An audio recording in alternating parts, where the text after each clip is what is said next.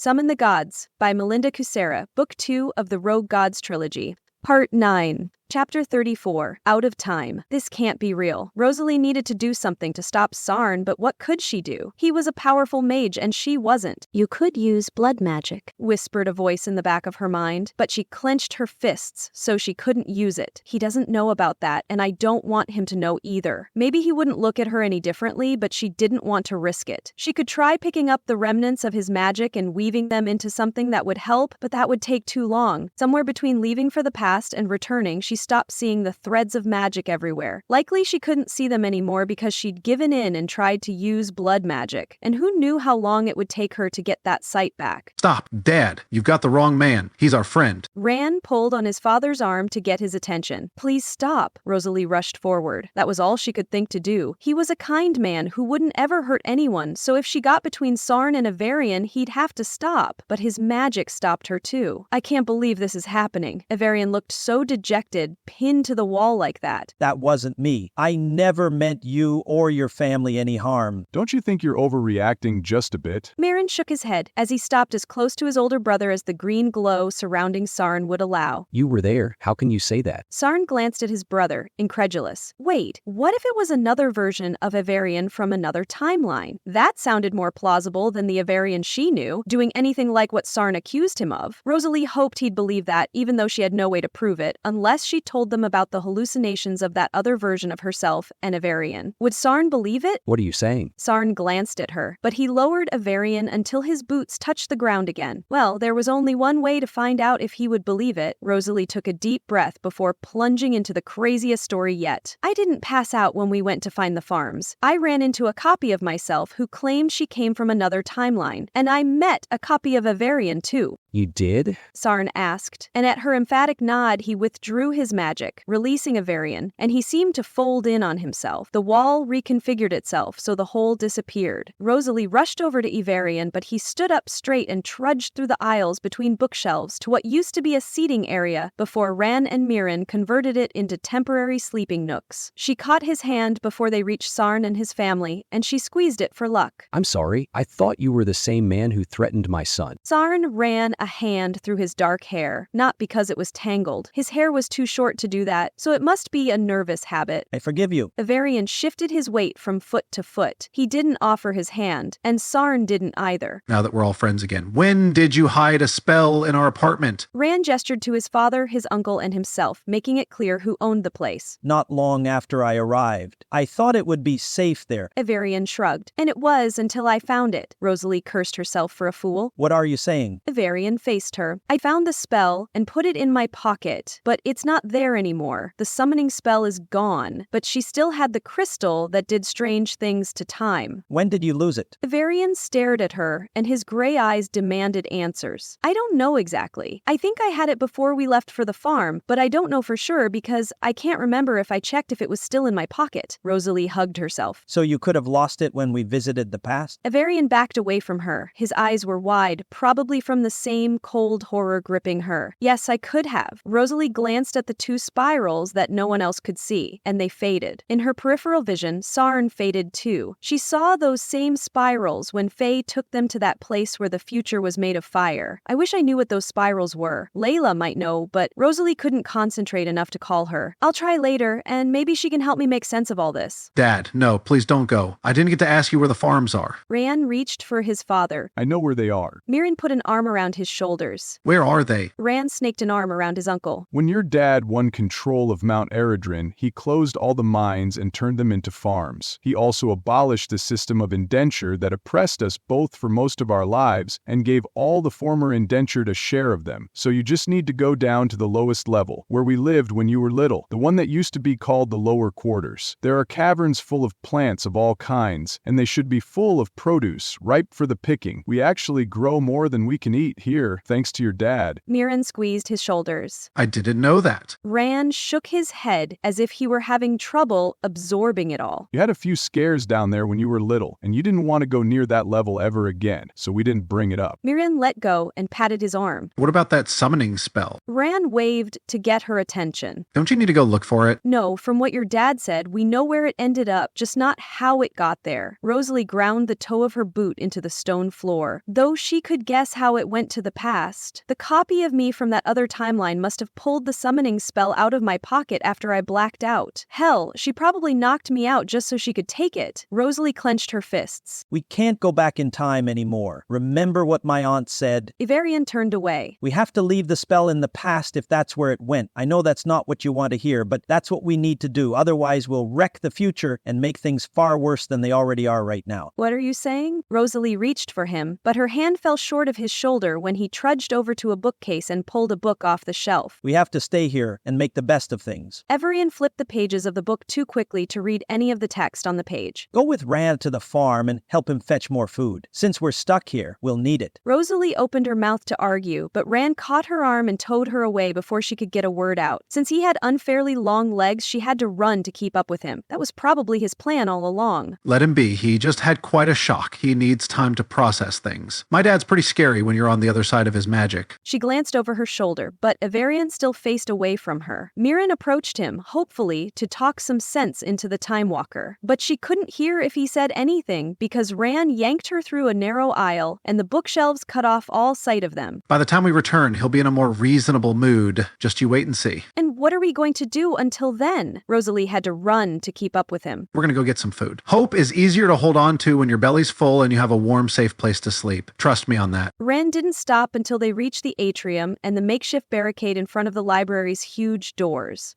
When did you get so wise? Rosalie finally freed her hand, although Rand probably let go when she tugged on her hand. I had good role models growing up. They weren't perfect, as you just saw, but no one is. Rand glanced around like he expected Nerul to wait around the atrium in case they tried again. She was about to suggest he go find his friend when Nerul strolled out of an aisle further down from them. It struck her then, and she felt like a fool all over again. Rand wasn't dragging her off on this mission just to give Ivarian some space and time. That was only half of it. Rand needed to distract himself from thinking about his father, who was stuck on a different timeline that only occasionally crossed over with this one. And what better way to do that than to go look for these farms that supposedly existed on a deeper level of this subterranean city? She hated to ask this, but she needed to know. Did you see 2 giant spirals when your dad showed up? Rosalie pointed at where those spirals were before they disappeared. Why did I see them here? Is time unraveling? She wished Faye was here. The ex-goddess of fate could check that in an instant, and she might know what to do. Did I see what? Rand scratched his head as he studied her. Never mind. I must have imagined it. If we're going, then we should go now before something else happens. Rosalie checked under her sleeves and the tension drained out of her as she touched the sheaths of her daggers. She was so used to carrying them she no longer felt their weight. And the rock she took from the demon a few days ago was still in her pocket. That was all she had, and it would have to be enough. If you can't come, it's okay. We'll manage. On our own. Rand said as if he were reading her worries from her mind. He wasn't. He was just observant. No, I'm coming with you. You'll need my help if you run into any demons. And doing something might help her figure out what her next step should be, aside from convincing Ivarian to use his time magic one more time. First, I need to make sure we'll have a future to come back to and friends we can share a meal with. And that meant helping Rand now. Rosalie squared her shoulders. Let's go. Before you change your mind? Rand asked as he tried not to laugh at the scowl she gave him. Just do your thing and get us out of here before I dismantle the barricade. Rosalie folded her arms and hoped he'd wish them to the lower quarters so they could skip the whole sneak down a dark staircase thing. After everything that just happened, she doubted Rand could keep quiet long enough for them to get to the bottom of the stairwell again, without alerting every demon under the mountain to their presence and their plans. Rand swept her a deep bow. Your wish is my command, literally. He winked, then tossed the glowing white rock he pulled out of his pocket into the air. Before it fell, the library disappeared into a white flash. The crystal in her pocket pulsed like it had a heartbeat when Rand's magic faded, leaving them in total darkness. Rosalie checked her pockets, but she just had the crystal she took from the demon, and it didn't glow. How do we tell if we're alone in this tunnel? I can't see anything in the dark. We should risk showing a little light so we can check that. Rand whispered way too loudly as a white glow lit his face. Shush, you're talking too loudly, they'll hear you. Rosalie jumped even though she knew he was there. Nerul brushed past her as he reached for the rock rock Rand held. Put that away. We should listen for footsteps. If we don't hear any for a while, then we risk some light. Nerul missed, though. Rand held the glowing rock over his head so it illuminated him. I don't hear anything except us, and I am whispering. This is as quietly as I can talk. Well, it's not quiet enough. Rosalie covered her mouth to muffle the laughter bubbling up. They were so doomed. Which way do we go? I assume, since no one attacked us, that there are no demons in this tunnel, but that could change any time, so we should go while we can. Nerul threw his hands in the air, and he probably threw caution to the wind too when he pulled a lumer crystal from his pocket. What else could he do? Rand wasn't in the mood to be cautious or quiet. Only Sarn could make Rand do anything because he was the more powerful mage, but Sarn wasn't here. If what Uncle Marin said is right, and it probably is because he wouldn't send me on a wild goose chase, then all the farms should be that way. Rand turned right and headed into the darkness as fearlessly as someone who forgot that demons could wait around any corner. He didn't even try to whisper or walk quietly. Nerul shook his head and followed his friend. The crossbow strapped to his back and the daggers up her sleeve were their only weapons, aside from magic. But who knew if Rand would use his wish magic? Rosalie ran to catch up. Do either of you have a spare crystal? I forgot to bring one to light my way. What happened to the one you had last time we tried this? Rand asked instead of being a good friend and handing over a crystal. He must have at least one more in his pocket. His father always carried around spares, even though he didn't need them because his eyes glowed. So his son must too. I don't know. I must have dropped it when I passed out because it's not in my pocket. Either that or the copy of her from an alternate timeline stole her lumer crystal. Rosalie couldn't picture that girl doing that, but she might have stolen the summoning spell, and what did Rosalie really know about her anyway? Maybe lumer crystals weren't sold all over the country on her timeline. Would they still be ubiquitous here without Sarn? Rosalie tried to push that uncomfortable question away, but it repeated despite that. I must find a way to restore the correct version of the timeline and get Rand's father back and my mother too, so everything can go back to what it was before the demons showed up. The crystal in her pocket pulsed, and Rand and Nerul froze mid-step as if the air solidified around them. Rosalie spun, and there were the two spirals slowly revolving in tandem behind them. The wall disappeared to her left and Mom appeared again, but she lay in the snow. Night had fallen over wherever Mom was, and it must have been cold because Mom shivered as she stared up at the snow-covered branches of an enchanted tree. Mom, is that really you? Rosalie tried to go to her mother, but her feet didn't move and her knees didn't bend. Am I frozen too? Chapter 35. Summoned and Bound.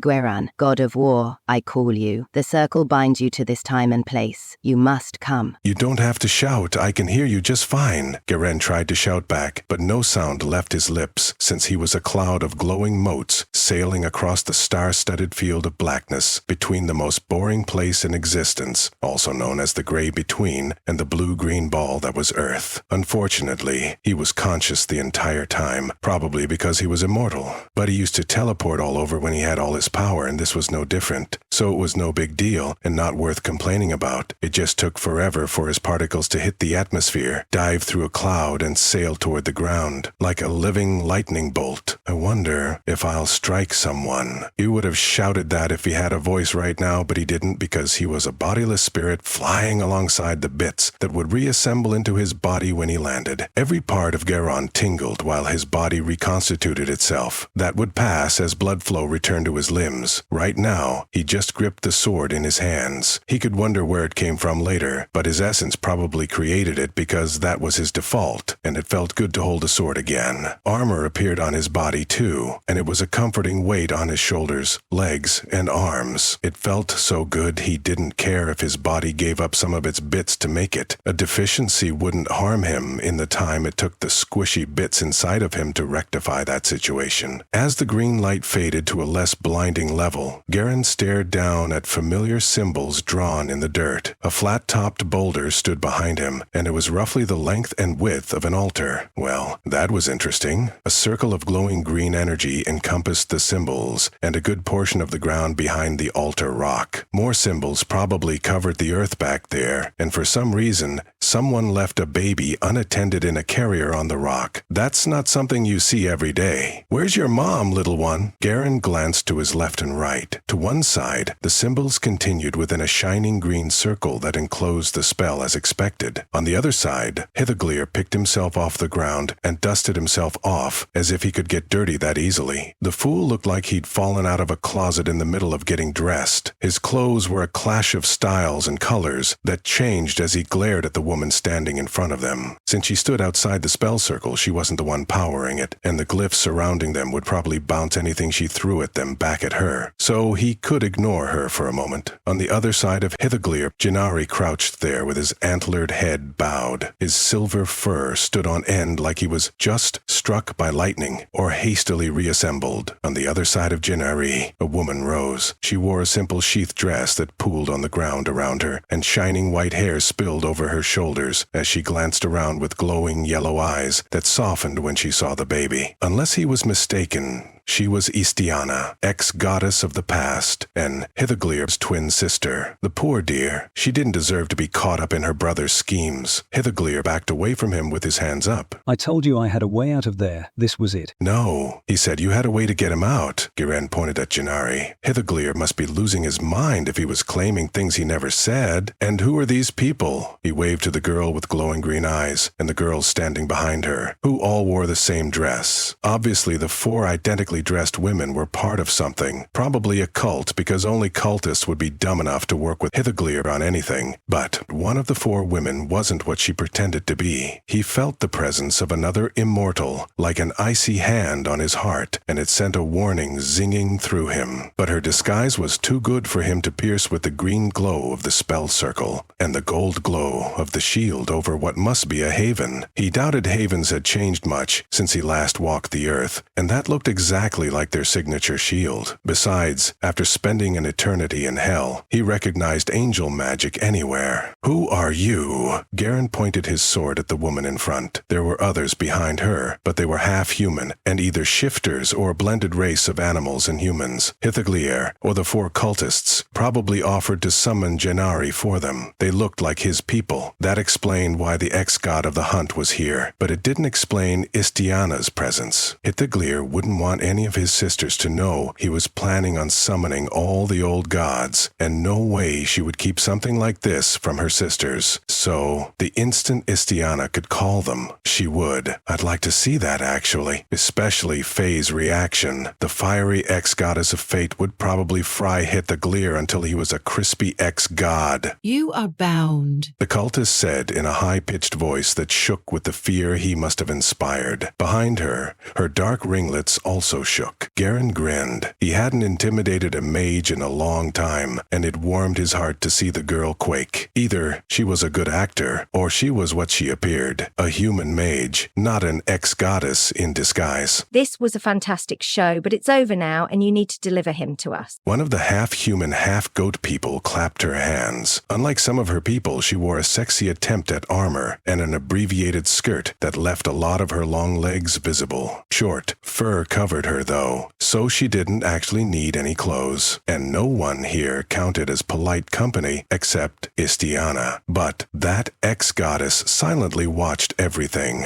Hopefully she was also contacting her two sisters, so the trio of time goddesses could appropriately punish their brother for this. Release him so I can give him back the mantle of power he gave me. The deer woman pointed at Gennari with her claws, so there was more than just deer in her ancestry. I can't. Not yet, anyway. The cultist behind the maid stepped forward and grabbed the arm of her subordinate and pulled the staring girl away from the shield, and the sword pointed at her throat. His sword became an extension of his hand a long time ago, so Garen forgot he still held its point pressed against the green light, curving around them like a shield. Why not? The deer woman examined her claws. Because he's not free yet. The grey between still claims him. That's why I bound him to the circle, so that place can't pull him back. The lead cultist said that like it should be obvious. The deer woman standing behind her didn't look like she believed it. She waved to Gennari. I don't see anything binding him to this grey place you mentioned. Trust me, many chains bind him to that place. If I don't cut them, they'll pull him back before you can give his mantle of power back. But the lead cultist didn't do anything to sever those chains. You bound us to this circle too, and we aren't claimed by that benighted place. We were just minding our own business and living our lives on this plane. Hithaglir waved to himself himself and Istiana like he was innocent. That was just an act so his sister wouldn't rat him out to their siblings. You weren't minding any business except the kind that brings trouble when I ran into you in the gray between a little while ago. Garen lowered his sword, but his armor didn't come with a sheath. Oh well. He shoved the blade through his belt and made sure the flat side rested against his leg. Since he couldn't go anywhere until the spell circle fell, that would do nicely. Istiana turned when the baby cooed in her carrier on the altar rock behind her, and she reached for the girl. You won't sacrifice anyone for me. I won't allow it. Istiana staggered back a step when her hand slammed into a green dome that appeared between her and the baby. Garen glanced at the cultists in time to see their eyes widen before they schooled their faces back into a neutral mask. So there was another mage in play, and he or she wasn't cooperating with the plan. They could be on the other side of the altar rock, since the glow from back there was far brighter than the rest of the spell circle. I'll bet that's where the other mage is, and they could stay there. One didn't survive long if they went around challenging powerful mages. I'll wait and see what this new mage does. Instead, he plastered a smile on his face and turned to Gennari. You're stuck in the gray between? So that's why I didn't see you in hell. It has no fury for me. Gennari rose from his crouch and faced the god of war. We only hunt those who are fated to die, and we ease their passing if they deserve it. He glanced at the sexy deer woman warrior, but she didn't flinch, so that still must be so. And that helped Gren place her. She was the current leader of the Wild Hunt. Why are they here? The lead huntress for the Wild Hunt waved to the other three gods. That's none of your business. The lead cultist turned her back on the huntress. That wasn't a wise decision for a mortal, but there was something familiar about her. But the only ex-goddess he knew had glowing red eyes was Faye Drassen, or Faye as she liked to be called, and she wouldn't pretend to be someone else. It is my business since you summoned him when you were supposed to just summon our leader. The huntress flexed her claws, but she didn't rake them down the lead cultist's back, and that was a damned shame, because she probably wouldn't bleed red like a human. The huntress retracted her claws. How will you free him from the grey between? Garen laughed because this had to be a joke. She can't. Once that place claims someone, you can't get them back. It's impossible. What about hell? Once it claims someone, that's permanent too. You're in the same predicament as me. Gennari poked him in the chest. Garen slapped his hand away, and the angel guarding this place appeared as if summoned. Don't touch me, you cur. He didn't bother correcting him. If Gennari didn't know he walked through a magical tunnel from hell to the grey between, then he wouldn't enlighten him. It proved he wasn't bound to hell, and that was something he would explore after he extricated himself from Hithoglir's plans. The ex-god of history looked like he swallowed a lemon, so this wasn't part of his plan. Which part was off script? Because from where Garen stood, it looked like things were happening according to plan. The cultists summoned 4 ex-gods. Too bad. We're trapped in this spell circle until it fails. It would fall eventually, because all spells expired sometime. No one could power them indefinitely. This is a haven, and it's a holy place blessed by your creator. We don't allow any violence here. The angel guarding the haven gripped the hilt of his sword like he wanted to draw it, and purple flames ran down the sheath, but they didn't burn his eye blindingly white robes. I'd like to see you stop me. Unlike them, I've fought your kind before, and lived to talk about it. Garen stepped to the edge of the spell circle, but glowing green glyphs shoved him back when he tried to step over them. I guess it's not failing anytime soon. At least he wouldn't get bored while he waited. Stop it, all of you. There's not much fire magic here, and I need to use all of it to break the connection between you and the grey between where you were, so it doesn't reclaim you. The lead cultist rubbed her temples like she had a headache, but there was no way she was using any fire magic. Garen would feel its heat, and he didn't. That red dye glow thing was probably an illusion,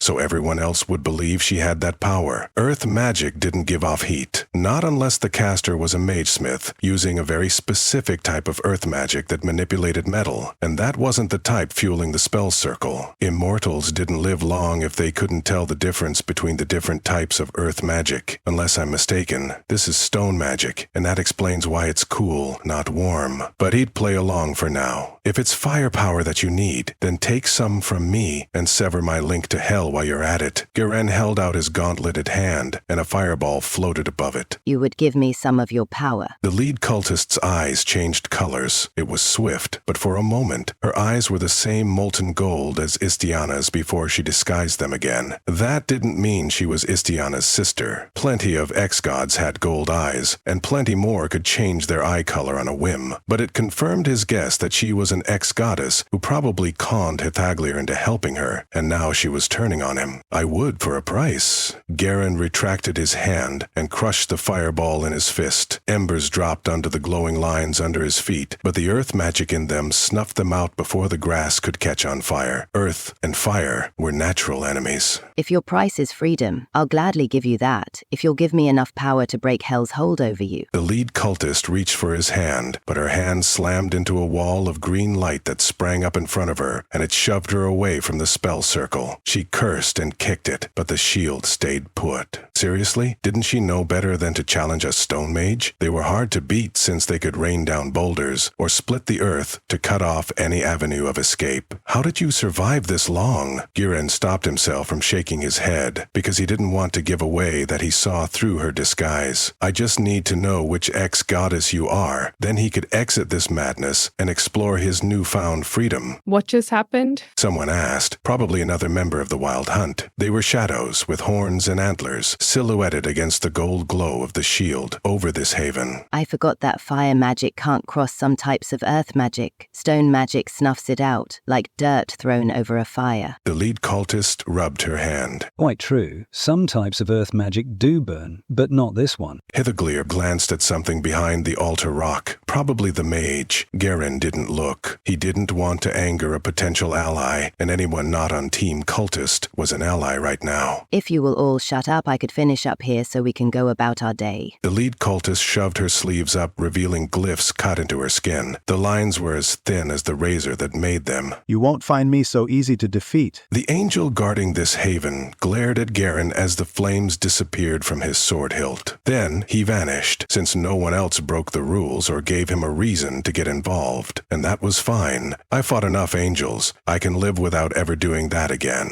Garen nodded to the angel. He wasn't gone. Angels could become invisible and intangible like ghosts, and that's what this one did. So he could watch everything. A flash of red in his peripheral vision caught Garen's attention, and he turned his head. A woman wearing a red brigandine coat ran into the backside of the spell circle. It flared up when she crashed through it, as if her presence dumped more earth magic into it, but that wasn't possible since she wasn't a mage. The woman collapsed and vanished behind the altar rock with the mage. Well, that was weird, but humans sometimes made strange decisions. That was why they lived such short lives. The lead cultist raised her arms and chanted in the old tongue, and her flunkies repeated it. Garen hadn't heard it since his pantheon fell. The air grew heavy, charged with power. Phaedrassen, god of fate and the future, I call you. The circle binds you to this time and place. You must come. The cultists shouted in unison as thunder clapped. The cultist earth mage lobbed a glowing ball of green energy into the circle, and it let them pass because they were made of earth magic. A petite black woman coalesced inside the ball of earth magic on Garen's other side. She wore red, dragon-scale armor, and she glared at the lead cultist as she swept her long red braids away from her molten glowing red eyes. Garen waved to get her attention, and he tried not to tower over the shortest time goddess. Faye also had the shortest temper and the most power among her siblings, so a little politeness could go a long way. Hey Faye, when you're free, we need to talk about my fate. I know you're busy right now, so just pencil me in for afterward. I'll just stand over here, out of your way. Phaedrassen raised an eyebrow at his request. Long time no see, war god, was all she said before turning her fury on the lead cultist. What's this all about? If you want to talk to me, there are easier ways of getting my attention. This just pisses me off, and you wouldn't like me when I'm angry, Priscina. Faye unsheathed long red claws, and her voice dropped into a low rumble, like a dragon. There were rumors that she merged with a dragon. Perhaps those rumors were true.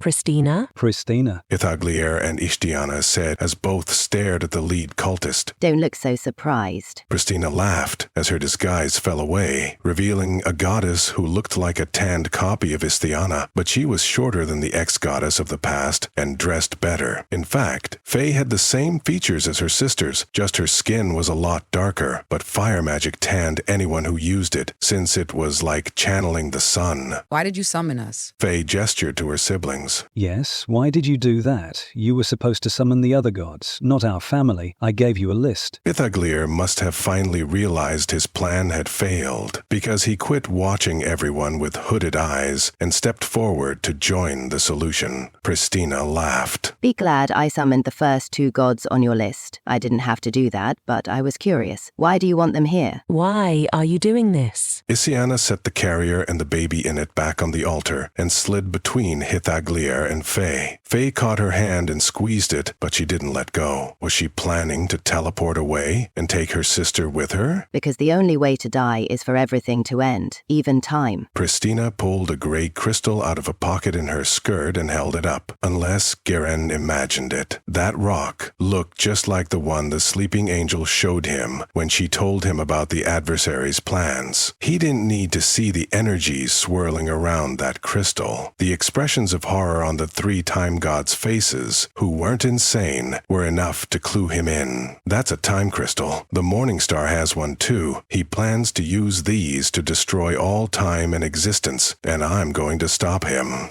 Garen yanked his sword out from under his belt and charged toward the mad ex-goddess. Chapter 36. Healed and Harmed. Don't move yet. Arginil lay on a hard surface, the roof perhaps? I think I crash-landed. He had a vague memory of slamming into a building. Arginil opened his eyes, but he didn't see Natali. Their hand rested on his back in between his wings while their healing magic flowed into him, knitting torn muscles and easing the pain in his wing. Surprise shot through him. Why was a demon healing him? He needed it, but no demon had ever healed him before. Then again, this was the first time he ran into a demon who could heal anyone. I healed a demon before, but that demon was a friend, and he was being an ungrateful wretch. Thank you for healing me. You're welcome. Arginil didn't see Thaniel anywhere on the roof or hear her voice, and she wasn't a quiet angel. She'd have asked a few questions by now if she was here. But if she wasn't here, then where was she? Where's Thaniel? Natali sighed like they were about to deliver some bad news. She went to fight the army. I couldn't talk her out of it. Arginil pushed up to his hands and knees, even though that sent a spike of pain through his shoulder. I'd better go after her. She can't take them all on and win. I know. Give me another moment. I'm almost done. Then we can go together. Natali ran her hand along his back to the place where pain stabbed him the hardest. Why are you healing me? Because I like you. Natali sent more healing energy into his shoulder, and the pain ebbed, becoming shallower by the moment. I like Thaniel too, and you can't help her if you're hurt. I have to get to the gateway, but I don't know how I'll manage that with an army in front of me, and they have a damned lightning caller too. That just wasn't fair. Arginil pushed up until he was kneeling. Come on, I healed you enough. Let's go help her. Natali caught his arm and hauled him to his feet. Was the Versati taller than usual? Their head used to come up to the top of his shoulder, but now Natali stood even with him. Come on, the stairs are this way. Natali pulled his arm over their shoulders, steadying him when the world darkened. Their closeness brought an odd flutter to his core. Shaking it off, he stepped back and stretched his wings carefully. Thank you again for healing me, he said awkwardly. This demon had shown him more kindness than his own kind, and that was unexpected and confusing, but there was no time to think about that now. You're welcome. Just try not to get hurt again for a while, okay? At least not until I've recharged a bit. Natali glanced away, even though their face was hidden by the shadows of their hood and mostly covered by a veil. Were they weak from spending so much of their energy to heal him? Arginil couldn't tell as they trudged toward a doorway on the opposite side of the roof. I could fly us down. No, they'll just knock you out of the sky again and undo all my work. We'll take the stairs to the bottom floor, then pick an opportune moment to run into the melee. Natali pulled him toward the stairs, and their grip was firm, so if the healing took a toll on them, he couldn't tell. Their steps never faltered, not even once as they hurried down 6 flights of narrow stairs in front of him. When they reached the bottom floor, they exited the stairwell into a lobby full of broken furniture.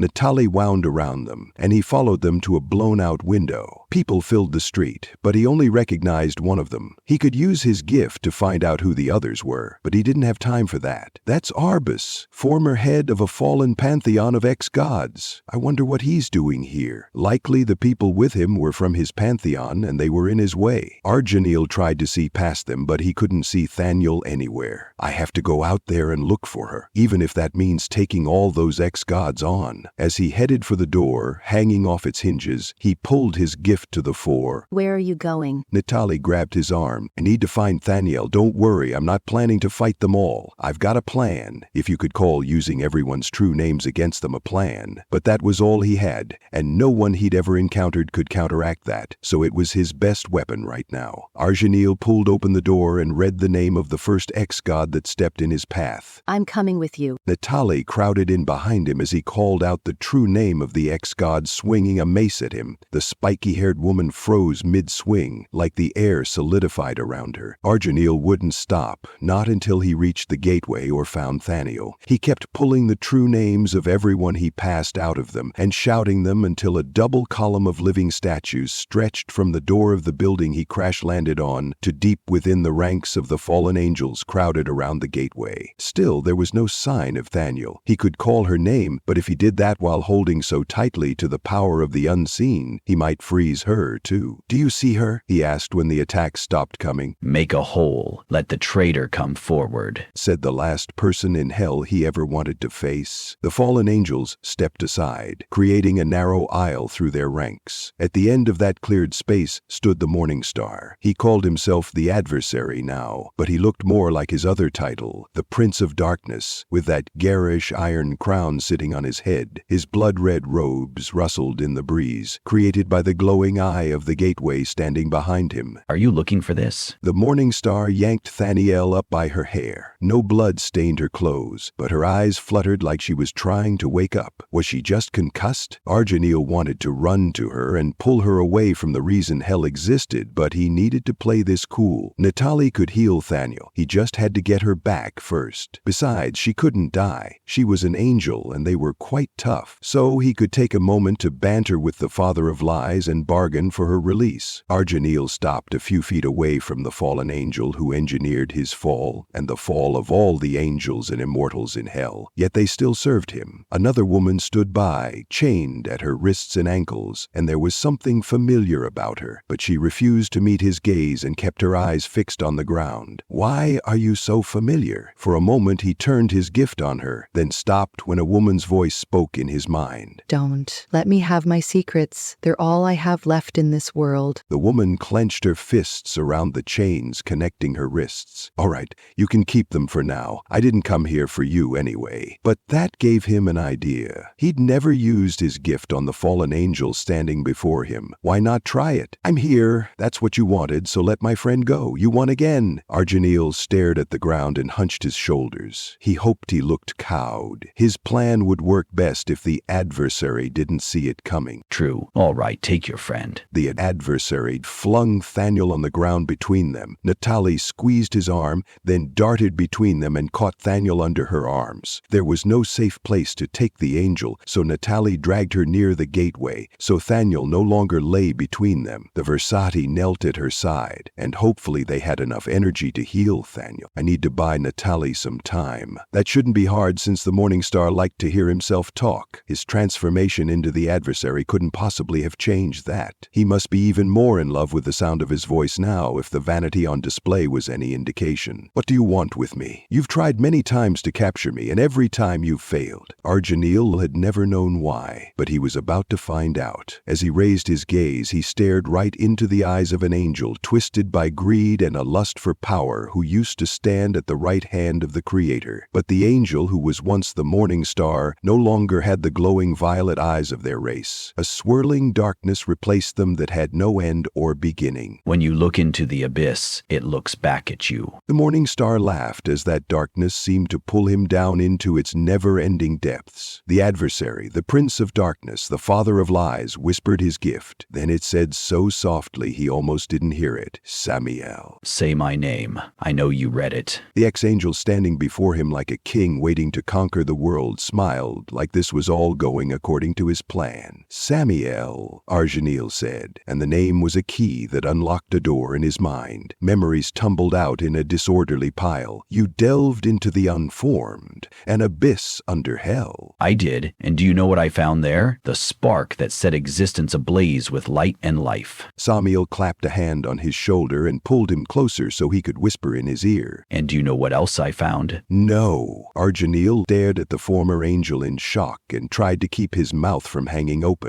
No one could go to the abyss and survive, let alone return with some new power. There was no way he was powerful enough to do that. We're all grains of sand in a cosmic hourglass. But unlike mortals, our grains never fall, but they will now. Samiel plunged his hand into Argeniel's chest and ripped out something. His hand came away covered in lavender blood, but he held up a gray crystal that looked like the one set in the 13 points on his crown. But Argeniel must have imagined that, as he collapsed from the waves of pain radiating out from the hole in his chest, an image of sunlight sparkling on the water as the waves rolled ashore overtook his fading sight. Maybe I'll get my wish after all, and I'll become that light, so close to the shores of heaven, but never touching it. Chapter 37. The past stalks her. Mom turned her head. Her face was unlined, and her skin wasn't weathered or suntanned from years of trekking across Shiari in search of work. This version of her mother was from the past, possibly even from around the time of the kidnapping Mirren talked about. Maybe I can get some answers. What on earth are you doing out here in the snow, Mom? Rosalie relaxed when her mouth moved and words spilled out. It wasn't the question she really wanted an answer to, but seeing her mom dazed like that shoved a nail made of worry through her heart. Mom didn't answer. Did she even hear the question? What happened? Rosalie hoped Mom would hear that question and answer it. Protect the good mage, Mommy. Promise me you will, a girl said, sounding exactly like Rosalie. I didn't say that. Rosalie glanced around, but there was no doppelganger hanging about this time. Then why did I hear someone speaking in my voice who wasn't me? What is going on? Tell her to protect him. She must do that, or we'll never fix the timeline, said another version of her as her doppelganger appeared next to her. She had such earnest eyes. Rosalie gazed into them, unable to break her fascination with this woman who looked exactly like her. She remembered her original mission, to find a way to save Sarn. He was the key to all this, wasn't he? Her double nodded like she knew exactly what Rosalie was thinking. How could she know that when they didn't possess any mind magic? Maybe there's a version of me on another timeline that has some mind magic? She'd considered so many impossible things in the last 3 months, so that idea wasn't as shocking as it should have been. Tell her, urged her double. She must protect him. Rosalie opened her mouth, and words she didn't mean to say tumbled out. Mommy, I asked you to promise to protect the good mage. Why didn't you promise that? She asked, but she sounded like she was a little girl again. Who are you? Mons struggled like invisible bonds held her immobile. Was she a prisoner too? I'm your daughter, Rosalie. Are you feeling okay, Mommy? Because you're asking silly questions, said her double as she tilted her head to one side. You can't be Rosalie. She's just a baby, and I haven't rescued her yet. Mom glanced around like she was trying to pinpoint them. At least she wasn't as dazed now, so perhaps she hadn't hit her head and didn't have a concussion. Then why was she lying in the snow? Mom was more practical than that. If Mirren was right, Mom was talking about the wild hunt. I must be connecting to a version of her from after I was kidnapped. Tears pricked her eyes. Mom must be searching for me. Why else would she be out on a snowy night like this? I am Rosalie. Just trust me, Mommy, and promise this one thing. It's important, said her doppelganger as she approached Mom, but her boots didn't crunch on the snow. She glared at Rosalie as if this was all her fault somehow. I'm not promising anything to someone I can't see. Show yourself. Mom struggled, but something prevented her from rolling over or sitting up. She could just lie there and stare up at the branches above her. I can't. I had to get help to talk to you, so I'm not actually here, just my voice is, said the doppelganger, but she still glared at Rosalie. Then I'm not promising you anything. Release me, and then we'll talk. Mom tried to feel around for what bound her, but her hands couldn't go far. Rosalie tried to open her mouth to demand her double release their mother, but her mouth wouldn't move, and no words escaped. She was a paralyzed watcher now. The crystal in her pocket pulsed against her thigh like a slow drumbeat. In her peripheral vision, the two spirals still turned. Did this already happen, or was it happening now? You promised me before. Why won't you trust me now? Her double didn't stand in the snow near their mother bother anymore. She perched on the end of a bed and a copy of Ivarian sat so close beside her that their legs touched. He gripped her hand too, and a flash of irrational jealousy burned through Rosalie, even though he wasn't hers. Well, why won't you trust me now? You did before. That other Rosalie clenched the hand Ivarian wasn't holding and banged it on her knee in time with the beating of the crystal. As Rosalie stared at her doppelganger, she stretched and thinned until she was translucent and light enough to float away. But she didn't fly away like so much dandelion fluff. She flew toward that strange copy of her from another timeline until she slammed into her. For a moment, they were two women with the same face who'd lived different lives, and then they merged into one woman. Maybe they were never divided. Faye said the future branched because every decision created a future where the opposite happened. I will find out what the earth remembers, and the trees forgot. They whispered, and the line was familiar, but not enough to divide them. Who are you really? Mom tried to move her arm, but something restricted its range of motion. I am your daughter, or who she might become in the future if given a chance. But that won't happen if you don't promise to protect him, the two Rosalies said in unison. Then the spirals faded. With them went the snow, her mom, her doppelganger, and Ivarians too, leaving one confused Rosalie falling toward the darkness surrounding her. She was more alone now after that strange incident than ever before. Hey, are you sure you're okay? Ran asked, as his strong hands grasped her upper arms and stopped her fall. When you didn't follow, I got worried since you didn't bring a light, but that's unlike you, hence my question. Are you okay? We could do this another time. Let's keep going. I'm okay, she lied, because they couldn't do this another time. The food would only last so long. But the last thing her doppelganger said repeated in her mind like a strange litany. I will remember what the earth remembers and the trees forgot. What did that mean? Well, she could ask Ran and see if he knew. Do you know what the earth remembers and the trees forgot? Rosalie tried to square her shoulders and stand on her own, so Ran would stop looking at her like she was a delicate doll he was afraid would break into pieces at any moment. Is that a riddle? Ran let her slide her left arm out of his grip so they could walk side by side. It sounds like one. Do you know what the answer is? Rosalie stepped forward and didn't fall. The dizziness faded as she kept putting one foot in front of the other. Not off the top of my head, but I'll think about it as we walk. Ran stayed by her side, even though he had to take smaller steps to keep from outpacing her with his longer legs. And he was quiet, too, but that was unlike him. Ran liked to talk, and he never ran out of things to say. But they needed quiet to mask their presence since they didn't know if there were any demons down here, or where the demons were. Did demons eat human food? Fear dumped icy water into her veins. What if the demons raided the farms already and there wasn't any food left? What would Ran and his uncle and all the survivors do then? The enchanted forest was dying because of something the demons did, or out of grief that the people they were created to protect were dying in large numbers from demon attacks. So there wouldn't be many all fruits left if there were any at all. We've got to find food. I can't let whatever just happened stop me. The past will still be there tomorrow. That's when she'd revisit it, and she wouldn't leave this time until she found the event that sent her life and everyone else's so drastically off course and corrected it. But that riddle echoed in her head again, distracting her, and she almost stepped on Ran's big feet. Like his dad, everything about Ran was huge, from his long legs to his personality to his thirst for adventure and conversation. But he stayed glued to her hip like a good friend, and he glanced down at her frequently to make sure she was still okay, even though he didn't need to worry because she wouldn't leave the lower quarters until they accomplished their mission. Are you sure you're okay? Yeah, I'm fine now. It was just the darkness. It was so total, and that disoriented me until you came to fetch me. Thanks for that. I don't know if I'd ever have found my way back to the library in the dark. Rosalie smiled up at him and hoped her explanation eased some of his worries. Oh yeah. There are no stars down here or any enchanted trees, so there's no light at all.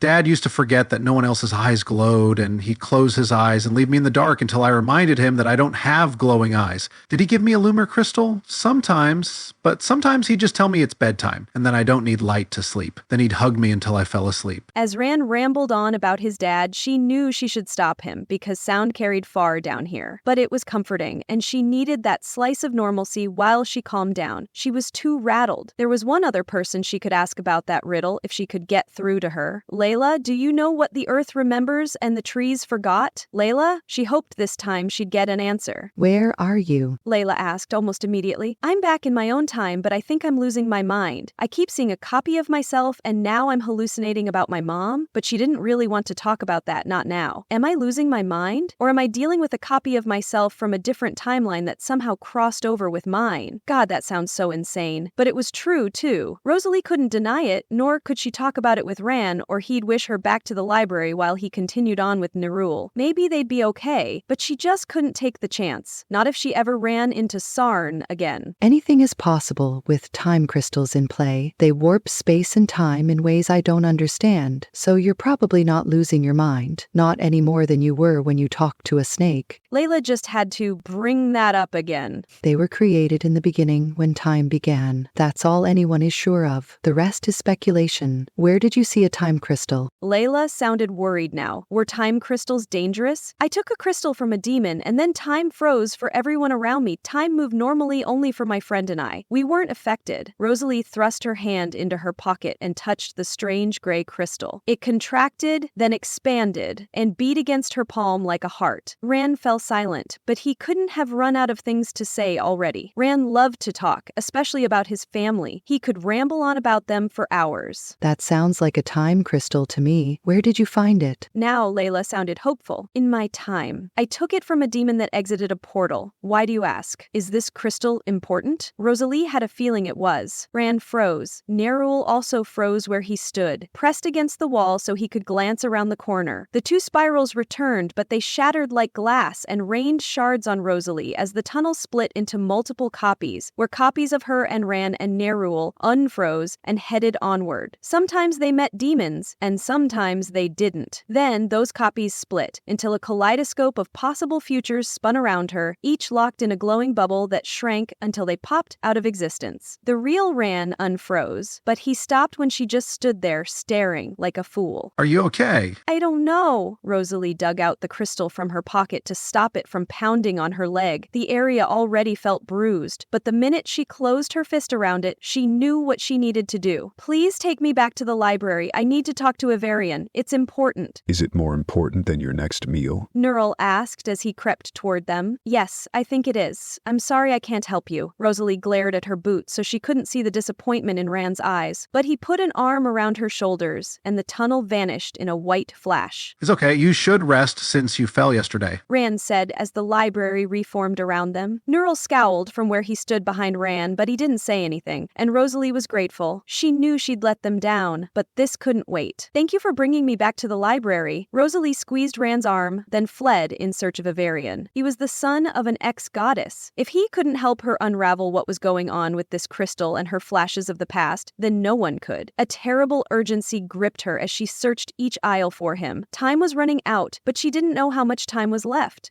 You've been listening to Part 9 of Summon the Gods, Book 2 of the Rogue Gods Trilogy by Melinda Kucsera. Subscribe to the channel so you'll be notified when the sequel publishes. The Rogue Gods Trilogy is available as an ebook and paperback, and now a full-cast audiobook. Click the link in the description to order your copy. If you love the Rogue Gods Trilogy, then you'll love Melinda's other epic fantasy adventure books too. They're just as full of magic and mayhem and characters who will do anything to achieve their goals. Check them out at the link in the description, and while you're there, sign up for her newsletter so her characters can talk directly to you. Thank you for listening.